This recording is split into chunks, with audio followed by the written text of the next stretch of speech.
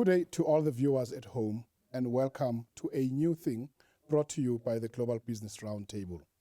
My name is Sipho Mselegu, the convener of the Global Business Roundtable and your host for today. The Global Business Roundtable, also known as GBR, is a Christ-centered organization. GBR is multi-denominational, multicultural, and multiracial organization, focusing on the holistic development of its members in line with God's purpose for their lives.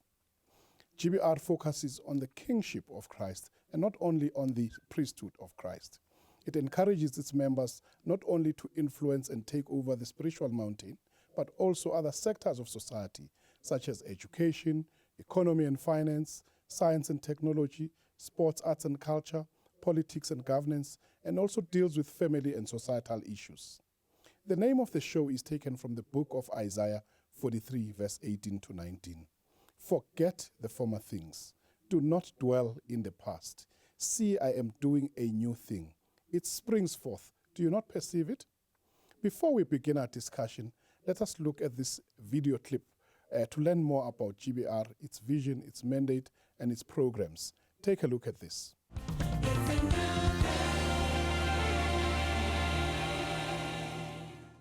GBR understands that a woman's purpose is about having a clear sense of what God has called her to be, and that this is by divine prerogative.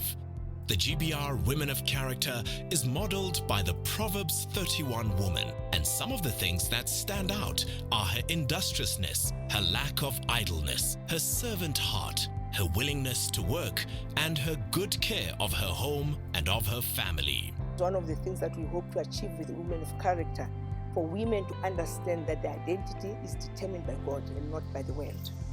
The love commandment is what the Women of Character are about, and believe that this will be their guiding principle as they affect our children, brothers, sisters, mothers, fathers, families at large, colleagues, churches, business environment, and the community at large. Men of Integrity is a department within the Global Business Roundtable, GBR, designed to tackle issues affecting men and to foster brotherhood amongst the males of the organization. The objectives of Men of Integrity are to create a safe space for dialogues, a space where men can gather and freely speak about what concerns men, to improve the quality of life for men, to help men and boys to get help, to promote fatherhood as well as positive male role models, to strengthen the vision of GBR, to create an opportunity for men to have fun through recreation and sports.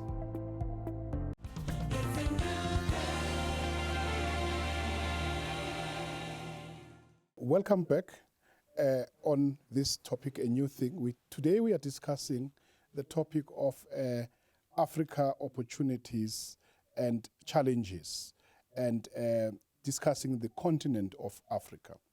And I will introduce my panelists now. And starting on my left, we have His Excellency Honorable Gideon Dhlamini. He's the Member of Parliament in Swaziland and the former Minister of Trade and Industry and Commerce in Swaziland. Welcome, sir. Thank you very much. On my extreme right, I have His Excellency Mr. Victor Kgomoesoane. He's the author of Africa is Open for Business. Welcome, sir. Thank you. Thank you. And he's also a commentator and a writer in the media, Power FM here in South Africa, and also write in Sunday Independent. On my immediate right, I have Miss Matlou. She's a director of African Diaspora Foundation. Welcome, madam. Thank you very much.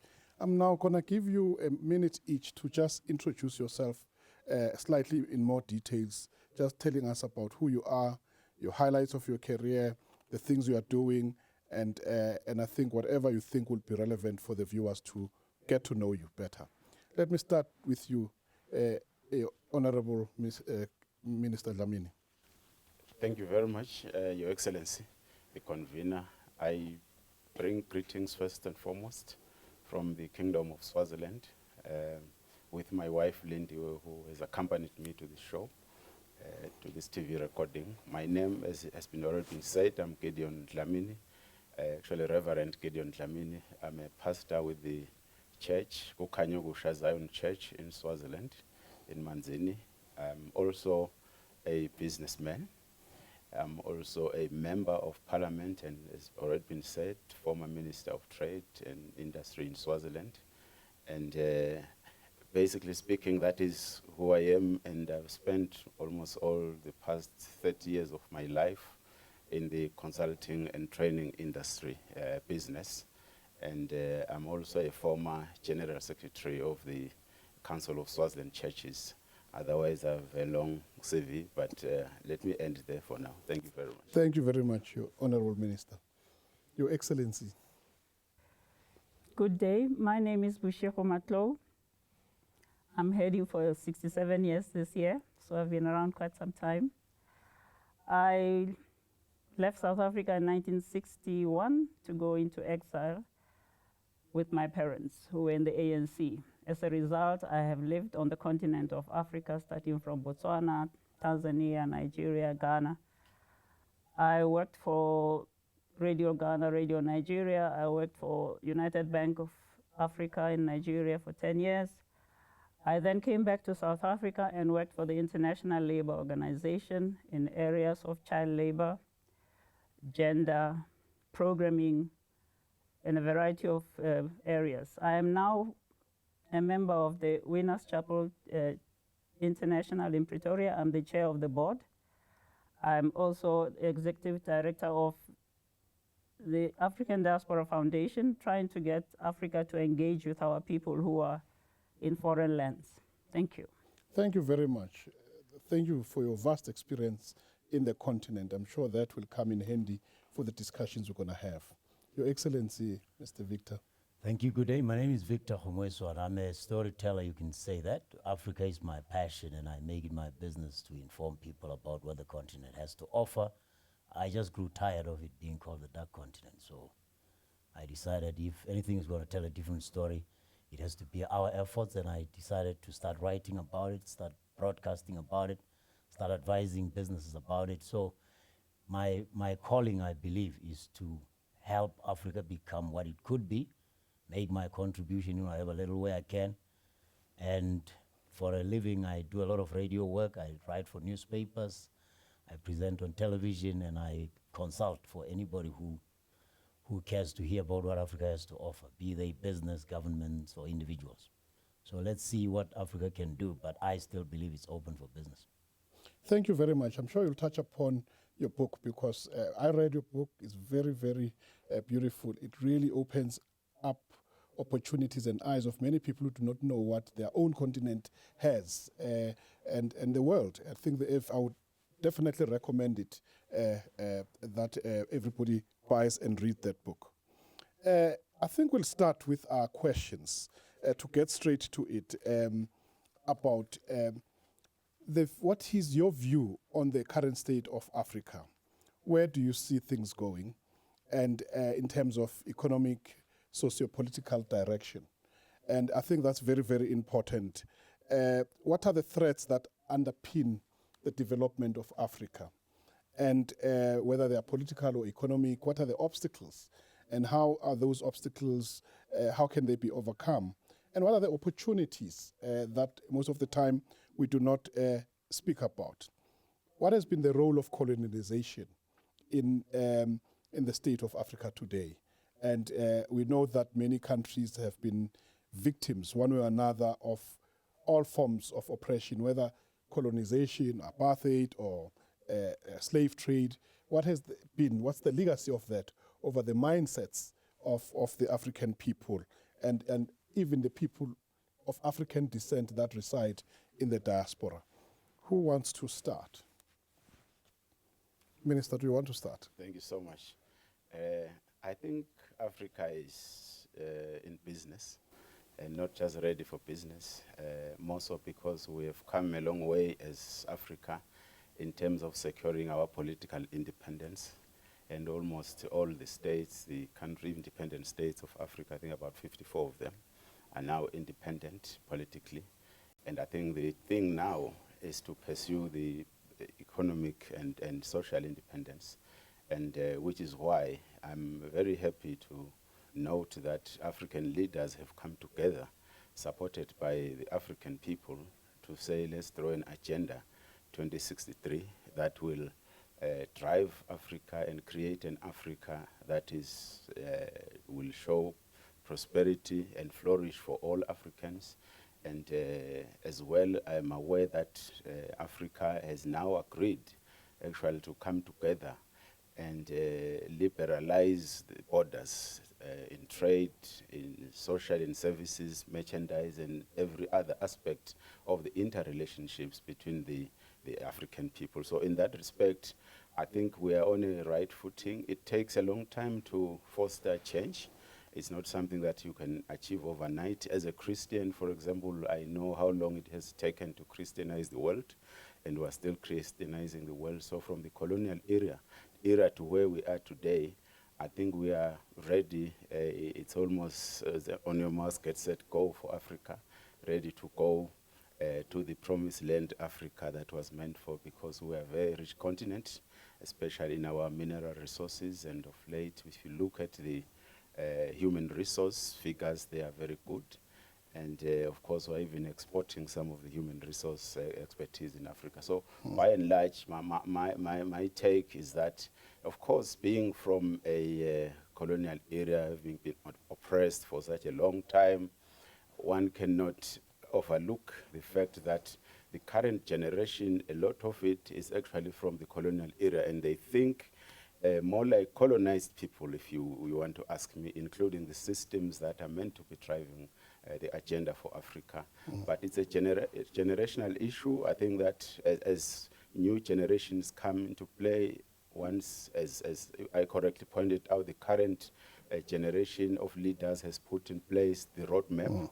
And I think that it is time for our education systems to start being integrated, transformed, so that they talk the African agenda.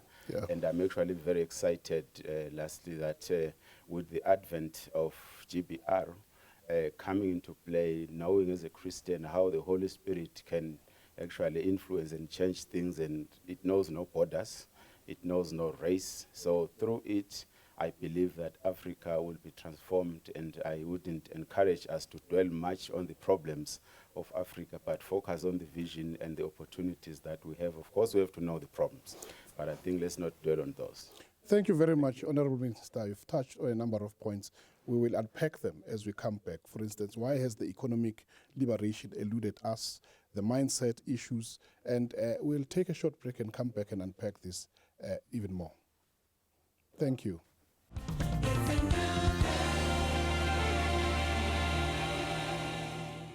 In Global Business Roundtable, we believe that informed and engaged leaders can make a positive change in the world. The GBR Academy was established primarily to address leadership capacity within the Global Business Roundtable leadership structures. We look at the individual first. We want to develop the individual, and so we concentrate on their spiritual development, emotional development, social, their psychological, all of those aspects. The course aims to harness the diverse minds, skills, and experts in the room to enrich the learning experience.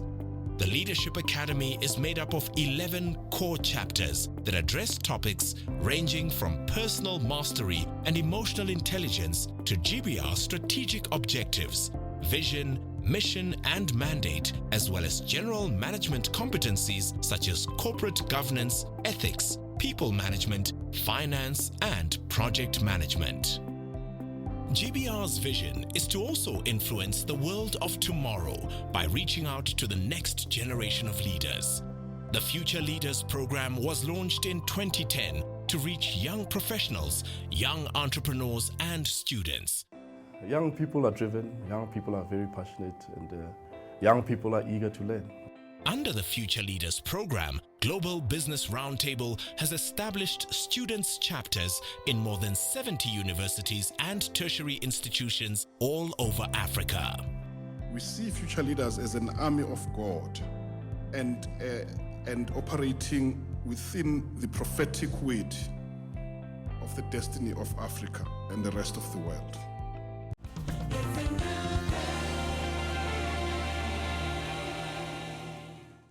Welcome back. We're talking about Africa, the opportunities and the threats and the challenges that we face and how we can overcome that.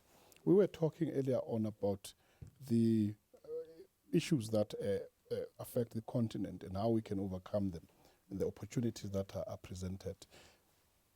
The fact that also we've seen political liberation, but we're still lagging behind in economic liberation. This seems to elude us. Virtually all the nations in Africa are still having this backlog of transforming their economy and economy being controlled and owned by the people of African descent. Who wants to come in here? Should I start? I can say, You can. You mentioned the legacy of colonization. Let's start with the borders of Africa. Yes. That they are not African creations, right? Yes. They are the products of the Berlin Conference, where colonial powers met and decided how they want to slice Africa amongst themselves.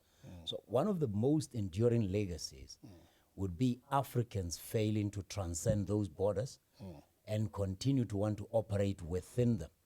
And in so doing, deprive the continent of the opportunity of regional integration. Because if you look at some economies are larger, Nigeria is big enough, you can almost say it can fend for itself. Yes. It's got a market of over 100 million people. It's got resources, it's got skills, it's got that. But there are some countries that don't have that, but they have resources. Some have a large population but no resources. Some have a smaller population. But eventually, I believe, if Africans could understand that the borders that divide us are not ours to uphold and start collaborating a whole lot more. What am I talking about? You saw in West Africa when the president of the Gambia, former, wanted to cling to power, that the minute the economic community of West African states stepped up and said, no, you're not going to do that, there was a solution. Yes. But it's when they operated as a unit together. And I really dread the fact that we still, after so many years, continue to operate about that. Luckily, there's the information technology which tends to transcend borders, and I think that's one of the trends that have liberated us a bit, because it allows us to share information across political borders, across cultural borders.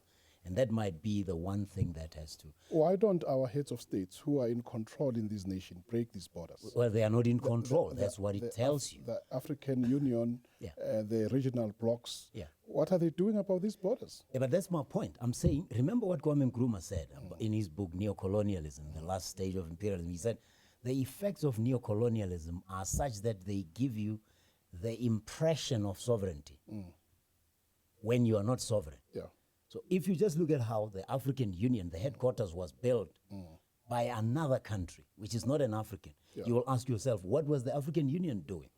Failing to build its own home. headquarters. Yes, yeah. So the symbolic value of that is just wrong, that we are out here with all our resources and yet we are not able to get our act together.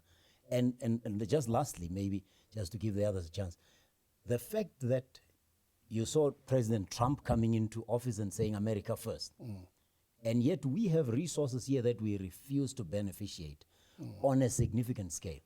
There are instances, Ghana is starting to beneficiate cocoa, a bit of beneficiation in Botswana, but they were outsmarted by the Indians when they tried. So the essence of not being able to add value to the very resources that we send abroad, and they come back to us at 20 times the value of what we exported, and we don't see anything wrong with it. So it's a mindset. I think we need to deal with that.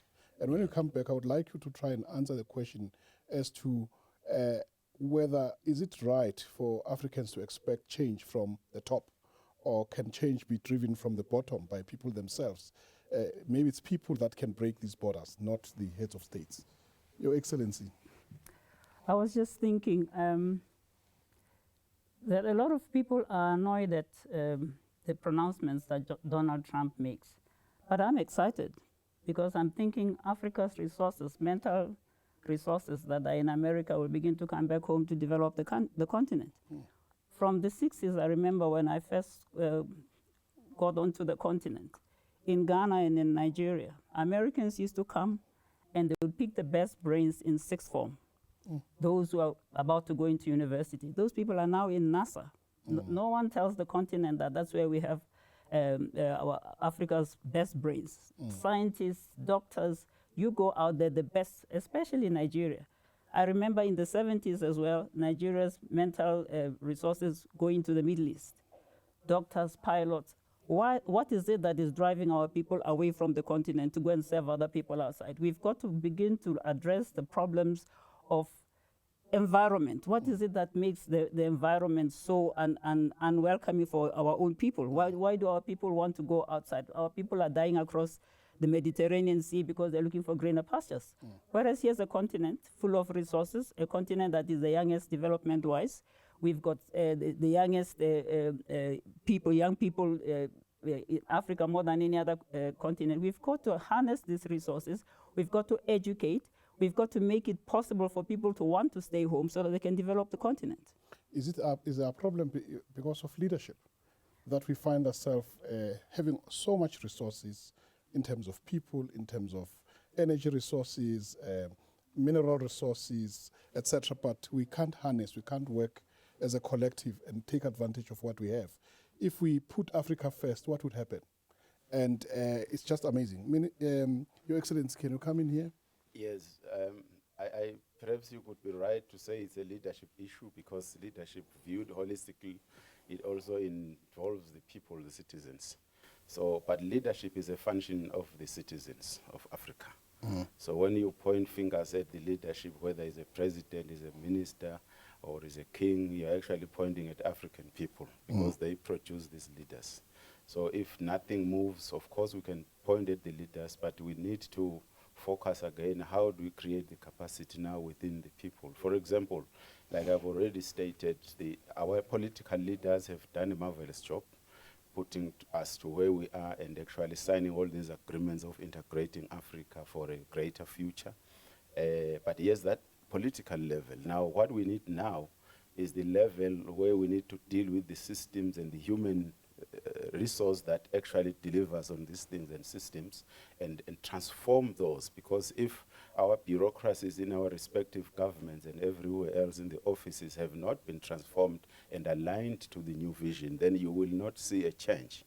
And also, if our systems and our approach is not systemic, if you is not following a system to say we have to move from point A to point B because that will give an effect to this outcome, then we will have a problem. So I'm thinking that we now need to work on our people, on our administration systems, transform them so that they are the vehicle that will deliver. Once our leaders have done what they do, then we can do the rest if we are properly capacitated. I think that's why I was emphasizing on our education systems, that they need to be aligned so that we produce a new breed of civil servants, for example, a new breed of industrial workers and everywhere, and of educationists, etc., etc. So mine is to say, I think leaders have done their job, but they can also facilitate how then to develop the tools to deliver on the mandate of Africa. We've got regional integration, the regional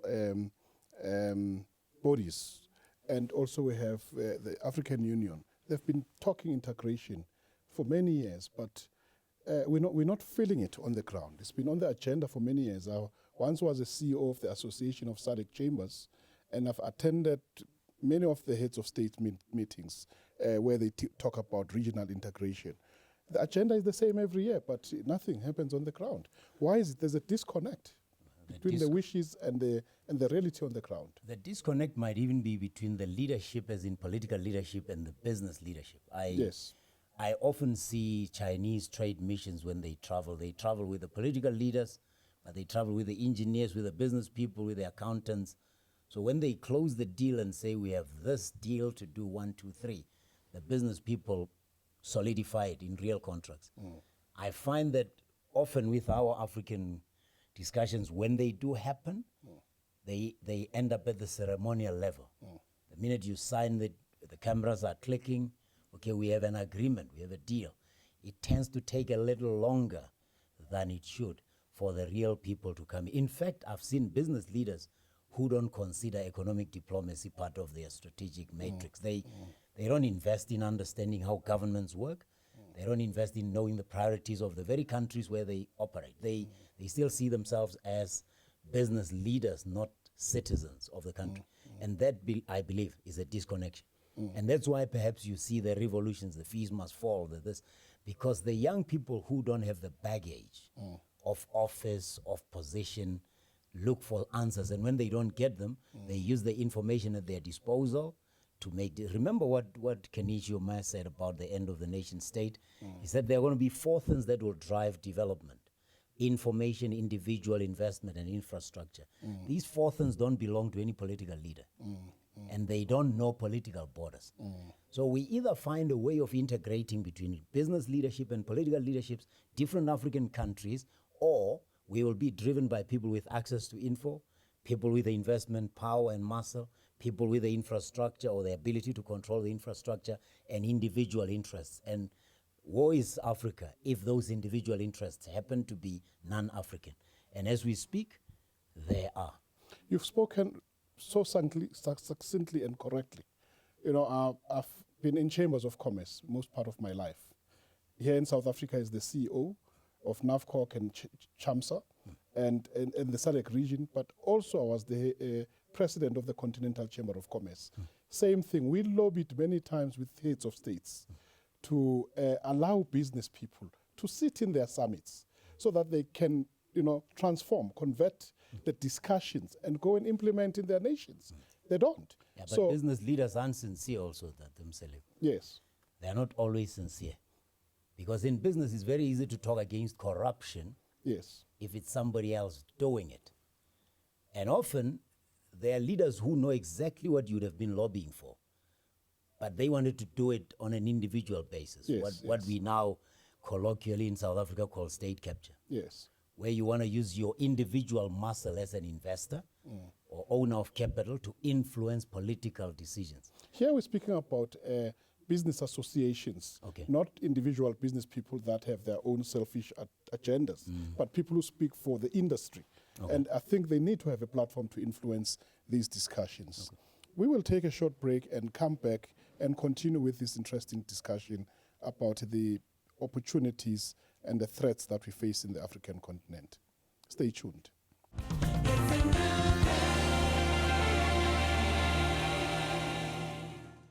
Eight years after its launch, this God-focused organization has a presence in more than 70 countries in the following regions: the Southern African Development Community, East Africa.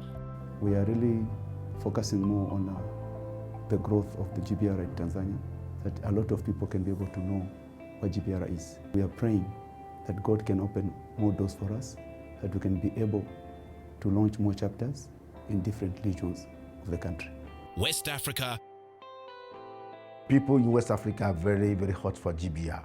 When you explain to them that it is a platform to help believers in many, many domains. Central Africa. Le Gabon étant un pays émergent, GBR et DFC est le bienvenu parce que à travers de ce grand instrument qu'est GBR et DFC, nous pensons que ça va booster l'économie du pays et DFC apportera un succès, un réel succès dans le pays. Europe. When they know what GBR is and which are the opportunities that they could have joining GBR, they accept it. And North America.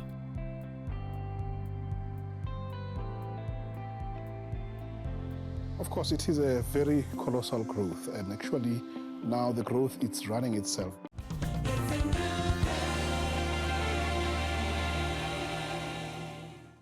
Welcome back. We're talking about the challenges that we face in the continent and the opportunities that exist and how we can harness and mobilize ourselves to ensure that we benefit out of the opportunities that present themselves. Let's look into the challenges of politics, challenges of leadership, because the leaders influence the people who follow them. And they set up policies, they put legislation, they can truly, truly change the lives of people, whether by creating job opportunities, whether by creating business environment for businesses to flourish so that jobs can be created and poverty eradicated. And so what's wrong? Why do we have so many coups, so many elections rigged. And how can this be addressed? How do we set up a right political environment that will ensure that the rest comes in, the business people flourish, that the economy flourish? Is the democracy in Africa working? And is there something wrong with African leadership, or is the system in which they come in and operate that define how they behave? Do you want to come in here? And of course, we have to come in on the role of Christianity in the continent. What role can it play to ensure that we have the right kind of leaders? Yes, you want to start? Yes, it's Your quite an Excellency. interesting general statement, but it is true because it has aspects of being true. And I do again want to say leadership is a function of the people, and that a lot of the time we see leaders who will cling to power and sometimes want to extend terms of office beyond the constitutional provisions, and you find their followers saying, yes, go on and renew, and to show that the leader is not alone. But again, we also have serious issues of corruption, where some leaders may fear that, hey, if I get out of this chair, I will probably be jailed. And in order not to go to jail, I have to cling on to power until I can be sure I'm safe. But having said that, I think we have come a long way, like I said, in terms of the political emancipation. But we have these basic needs that Africans have in terms of issues of poverty, poor health services, etc., and that perhaps those are the things that seem to rule the way that we're going, even in terms of completely disentangling us away from our colonial ties, because even as you correctly put it, that we have been talking about regional integration, but it's not taking place. It's simply because a lot of the countries still have very strong ties, again, with their, I don't want to say colonial masters, but our former colonial people, they still have very strong ties, and they have bilateral strong agreements that sometimes militate against the regional integration or continental integration. But we as Africans, again, I think that we have to, maybe even through technology, like His Excellency has said, through the communication and information technology, liberate that space so that we know more about one another, we can synergize, and together we can even improve on intra-continental trade so that we can trade more and know one another better. Currently, we know more about overseas countries than we know about even about our own neighbors. We watch more of the televisions of other countries than we watch ours, because again we have interesting laws that seems to prohibit one national TV or radio, whatever station, from broadcasting into another country because of the distrust that has been planted on us by the colonial era. So like I say, it's really a generational issue. I think we need to face these challenges. And like my colleague has said, business has to play its part in terms of empowering the people. And again, like I said, we need to also capitalize on our Christian and other social formations and strengths. I've seen that other faiths have actually, if you wish, capitalized on their faith, integrated it with the politics, with the business, with the economy, social, etc. And they've synergized.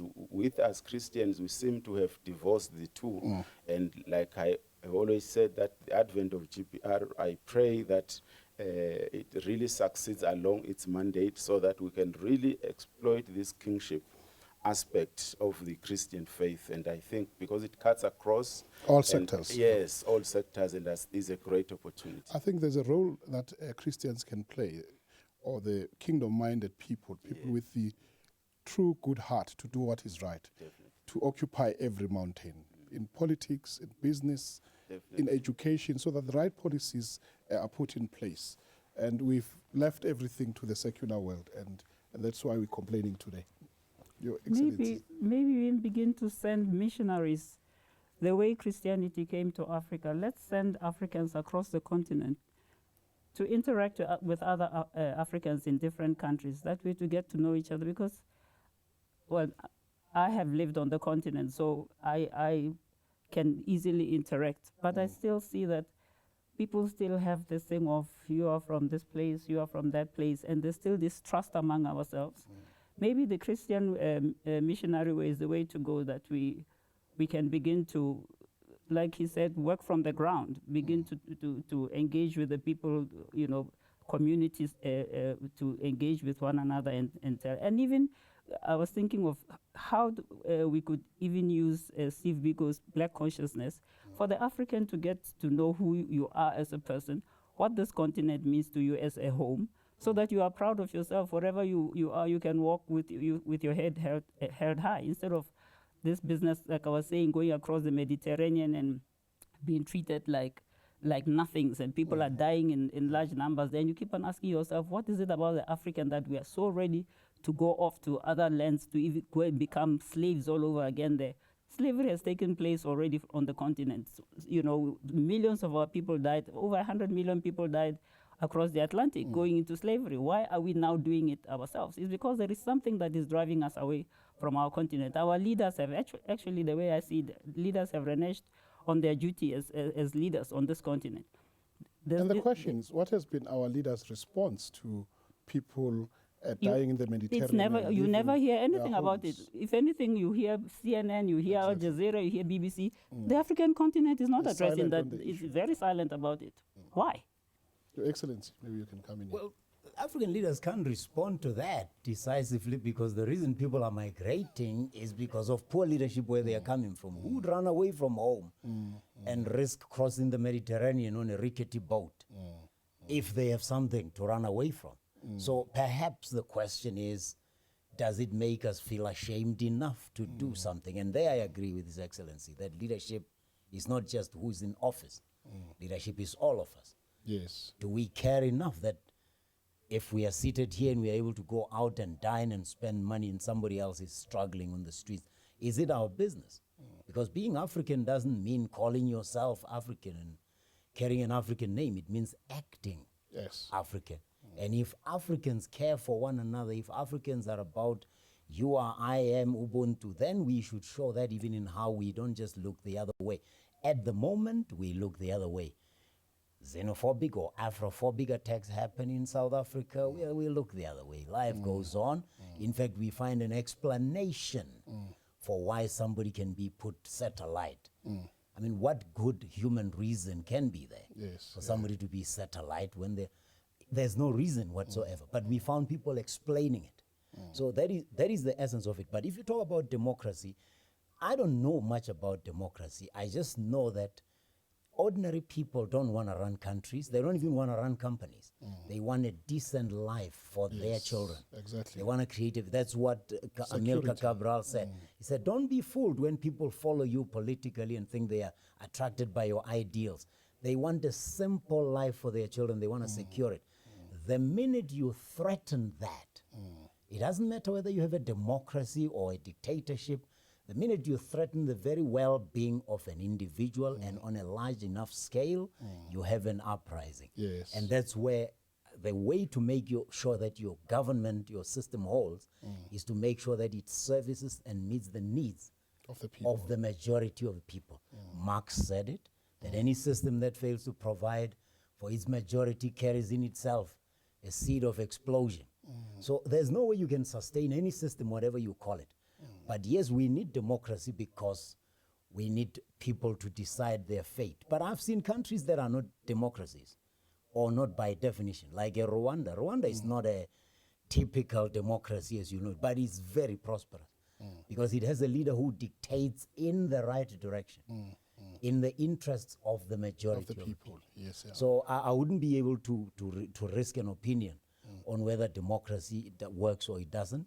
Because I think people want to know, when I get out, is the street clean? Yes. If I pay a tax for you to clean the street, just used? do it. If I go to a hospital because you said I have a hospital, public hospital, let it work, let it have facilities. Exactly. The minute on a large scale people get disillusioned, your system crumbles. No, that's true. But I think there's a point that you've said, that leadership is not only those people in political office. All of us are leaders. We've got a role to play. We need to take responsibility for contributing to the betterment of our environment, of our world. For instance, on the issues of borders, you know, the Global Business Roundtable, we're in more than 70 countries now. 40 in Africa. And we've managed to breach the borders. People are trading and are doing businesses. Everywhere you get into an exporter, you'll hear somebody saying, Your Excellency, you know, he's a GBR member. And we're doing business across. Yes. More than 40 nations in Africa, 70 outside of Africa, in Europe, in the US, in North America, South America, Middle East.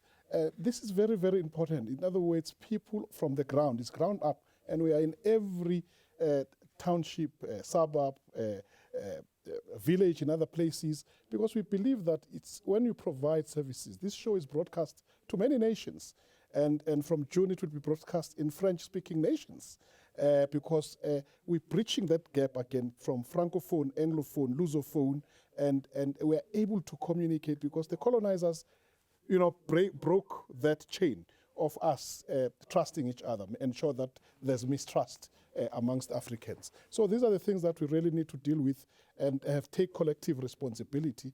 The leaders in politics will play their role, but we have to play our role in ensuring that we contribute to the solutions of the world. We'll take a short break and come back and wrap up these sessions that is very interesting on the opportunities and the challenges that we face in the continent. Thank you.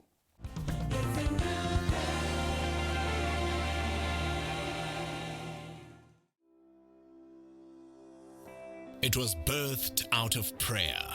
Its guiding principles are found in the scriptures.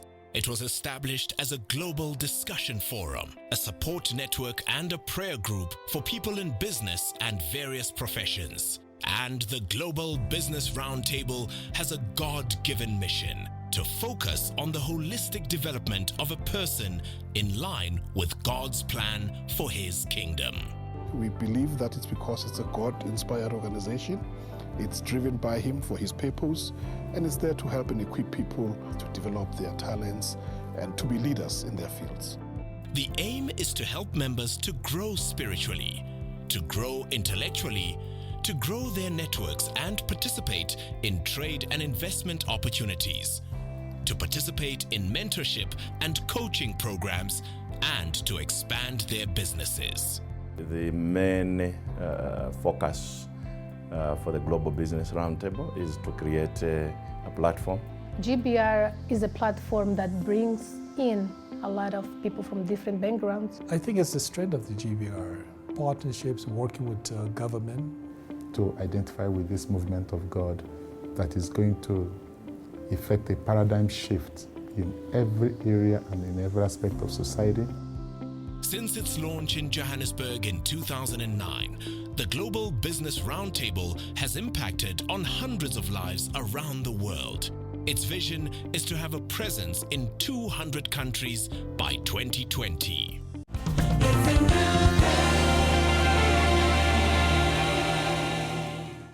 Welcome back. We're talking about Africa, its challenges, and the opportunities that we face. Why is Africa intra-trade so minimal? And why is Africa not trading with itself? If we can touch also about the billions of dollars that leave the continent annually due to illicit financial flows. And what happened to African Renaissance, Dr. Kwame Nkrumah and the vision of uniting the continent. What happened to that vision? Are we closer to that ideal? The role of China in Africa, what do you think is its agenda? And then you can close. And I'm sure we'll not be able to cover all these key points, but whatever we can touch, it's okay.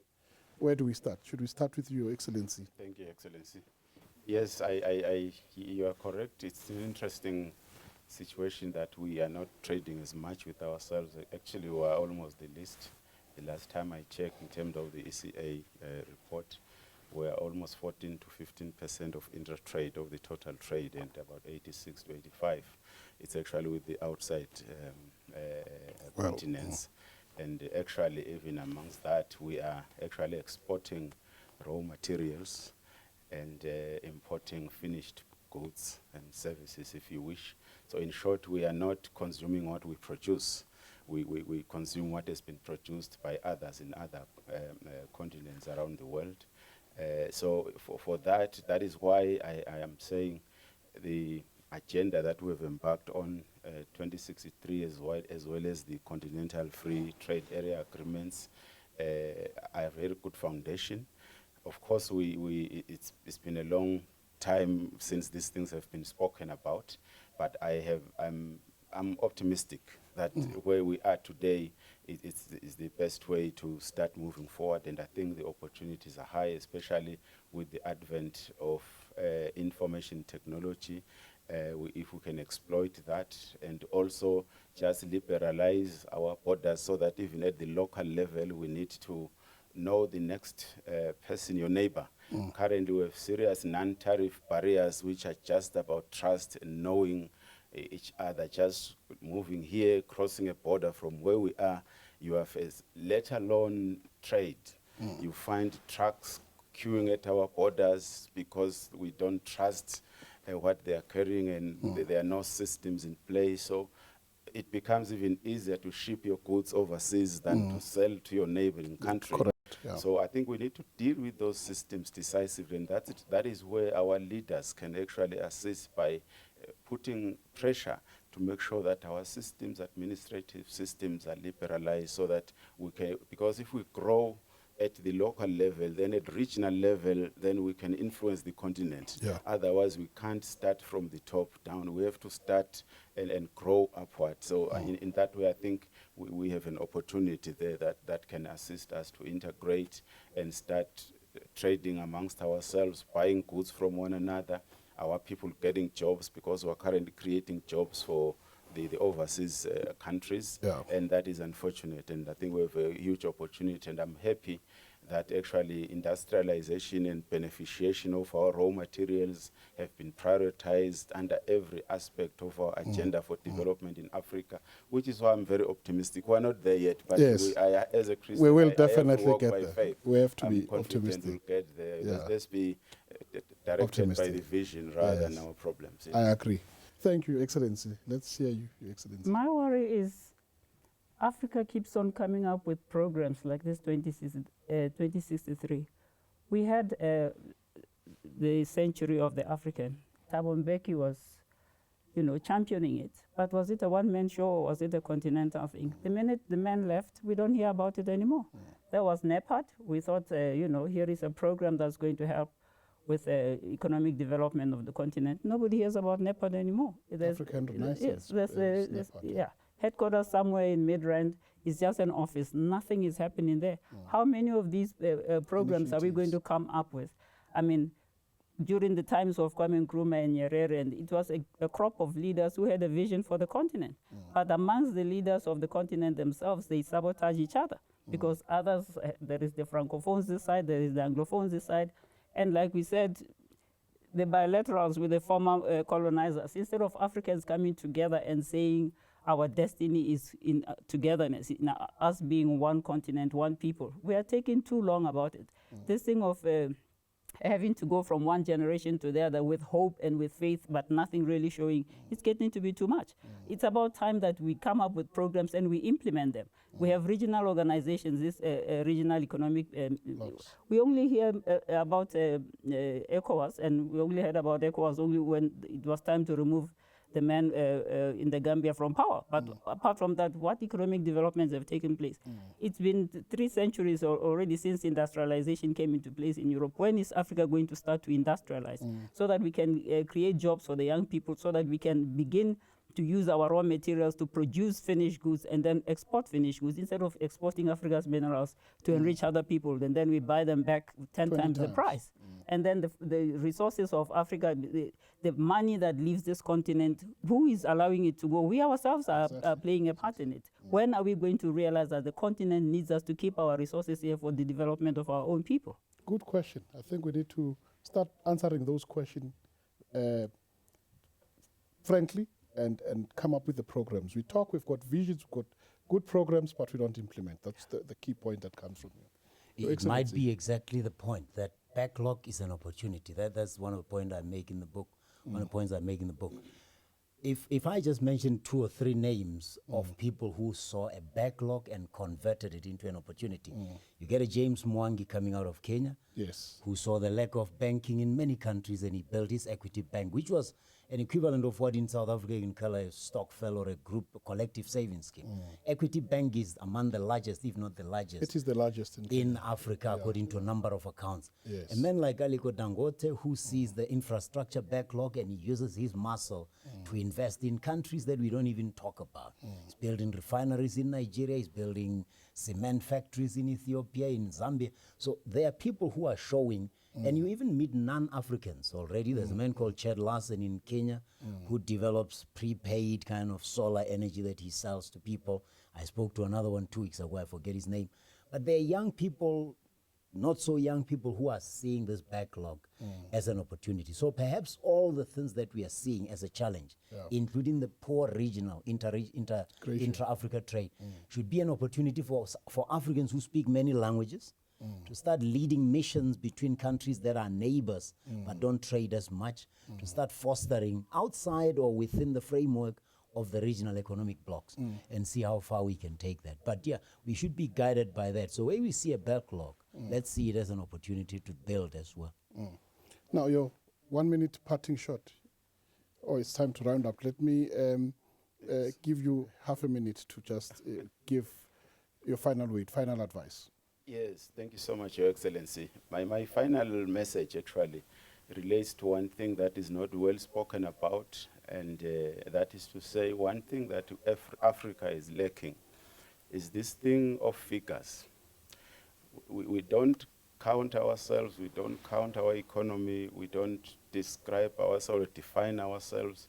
And I think the moment we start as Africa to use evidence as a way of governing, managing, so that we're evidence-based, so that even when we campaign in our elections, we can say, so many people were poor, I will reduce this figure to this figure. There was 60%, I want to reduce it to 20%. And we get this governance thing across even from the continental level. You visit the website of the AU, you hardly find any statistics about Africa. You actually have to go to other websites to find statistics about ourselves. You go to the regional bodies, the tripartite, there is no statistics on trade, there is no statistics on almost anything. So we don't know ourselves, and I'm encouraging that if our countries and our regional bodies, the continent, can prioritize this evidence-based way of governing our countries and our people, so that we can talk from an evidence-based perspective, so we can know whether we're progressing, stagnant, or still where we are. So I think that will answer a lot of questions, and which areas are progressing. And let's not allow people to count us. Let's count ourselves. Yeah. Thank you so much. Thank you very much. I think that was a very good closing statement, because we really, really need to know who we are, where we stand, and work on the information that's concrete, not on the information that people throw at us. Thank you very much for accepting our invite to come and participate in this program, and you've shared some insight, wisdom, and I'm sure the viewers at home have now a better perspective on Africa. We will invite you again, because this topic is huge. There are questions we did not even begin to touch because of the limitation on time. To you, the viewers at home, we thank you very much for tuning in. If you have questions or inputs or suggestions, check us on our website, www.globalbusinessroundtable.com, www.globalbusinessroundtable.com. You may also contact us by email at comments@anewthing.tv, comments@anewthing.tv. Remember at all times to seek first the kingdom of God and his righteousness. All these things shall be added unto you. Matthew 6, verse 33. See you again next time, and God bless.